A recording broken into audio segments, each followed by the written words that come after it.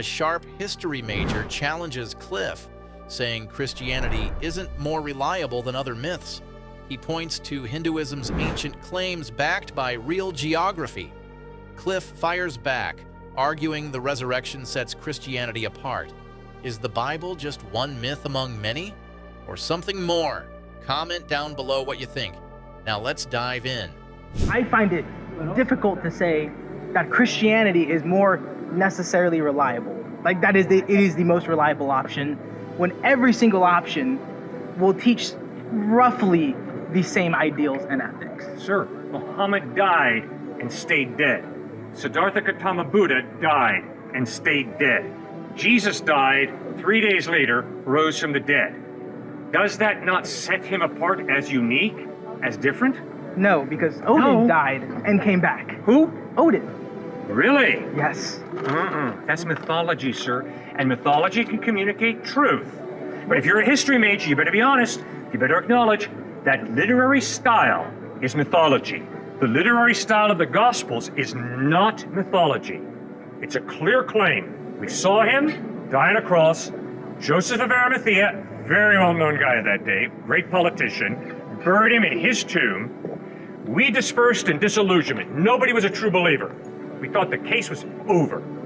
3 days later, he appeared to some people who were not even allowed to testify in court because the sexism was so bad. They were women. So the first eyewitnesses of the resurrected Christ were women. Not a good way to pile up credibility if you're trying to foist a fable on society. Well, hold on. Because it is mythology. In popular culture now that paganism has, for the most part, died off, it is considered mythology. No, the literary style of those stories is mythology.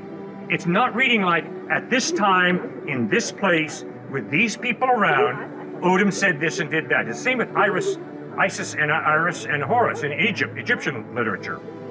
It is not historical claims. And it's same with the Bhagavad Gita and the Upanishads of Hinduism. It's using myth to communicate truth. Jesus Christ is totally different. Jesus Christ and the Gospels are not, here's a neat mythology, and from this mythology, here's the truth I want you to get. It's not that. It's, he really lived, really healed people, really taught, Sermon on the Mount, really died on a cross, spear jammed into his side, watery serum separate from clotted blood, flowed from his side, taken off the cross, put in a tomb, stone rolled in front, disciples dispersed in disillusionment. 3 days later, he starts appearing risen from the dead, and for over a period of 40 days, he appears to over 500 people who see him at different times in different places risen from the dead. Sir, that is different literary style, genre. Okay, I get what you're saying now. So the distinction would be like specific dates and specific eyewitness accounts, right? Would that be? Very important. Okay, so in the War of the Three Brothers in the Vedas, when Shiva assisted Indians going to Sri Lanka to attack, the land bridge was formed 8,000 years ago, which is still in place today. A specific geographical account of the Sri Lankan bridge, which Hinduism can get back to roughly teaching the same morals. Yeah. So, back to my question, how would it be more reliable? Because when you read Hinduism, the Vedas and Upanishads, if you walk away saying, those are very good historical documents, you don't know, you're not an historian. You don't know what you're talking about. Yeah, I wouldn't say it's historical, but good. I would say that it would attempt to make a historical claim, but I wouldn't say it's historical. I would not use that. It's not an attempt to make an historical claim. There's specific dates. It's not the point of Hinduism. There's specific dates in it. Yes, but that's clearly within the literary style of mythology. I mean, it's clear. For instance, if I were to say to you, the book of Revelation, gosh, it's got a beast with 9 heads. Dude, that's an historical event. No, time out, sir. The book of Revelation is not historical narrative. The book of Revelation is apocalyptic literature. It has nothing to do with historical narrative. Matthew, Mark, Luke, and John, historical narrative. Book of Revelation, no, sir. Not history, apocalyptic literature. The book of Psalms, history, no, ma'am. No, sir. Poetry, clear hymnology, clear poetry, clear songs of praise. Zippo to do with history. Okay? Gospels, Matthew, Mark, Luke, and John, clearly. Most excellent Theophilus, Luke begins his gospel. I have written a careful account of all the events surrounding Jesus, so that you may know the reason for your belief. Clearly historical narrative. Eyewitness reportage. Okay, now why are you agnostic? Generally because I believe that there is probably something, whether that's singular being, hundreds of thousands of beings, something guiding us more than just random probability. Though I would probably say that that thing would be closer to random probability than any given god or gods. Okay. Now the reason I have moved on from that position is because I've really enjoyed this conversation with you. You're intelligent, you're articulate, and I cannot believe that your reason comes from the irrational. Okay, why is that? Because in all of my observation of life, reason does not come from non-reason, reason comes from reason. 100 times out of 100. You see, hear something rational, you know there's a rational mind that's saying it. Okay?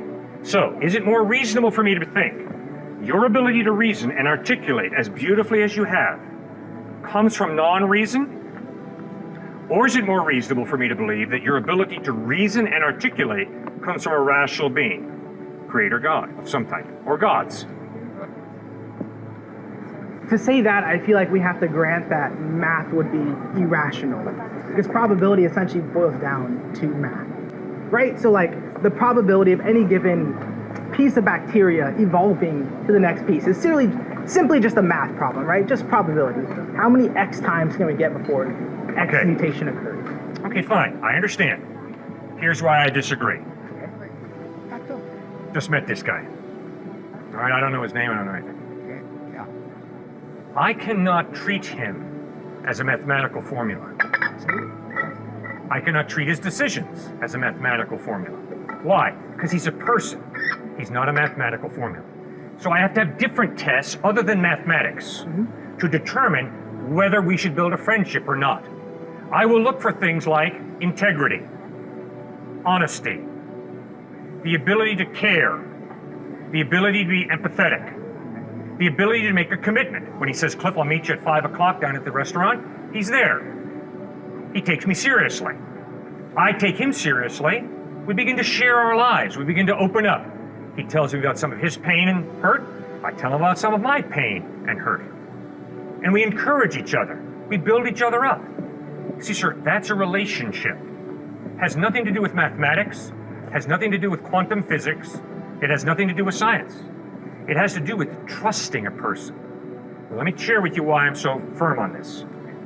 Very wealthy scientist, very good scientist, made a lot of money. Had a family, he loved his science and he loved his money. One day, his adult children began going off the rails. He pleaded with his sons, don't go down this path, you're going to destroy your life. His sons ignored him. He's sitting back at home and he's hurting so badly over the decisions his irresponsible sons are making. Okay. And then all of a sudden he starts asking, what's more important, my relationship with my sons or science?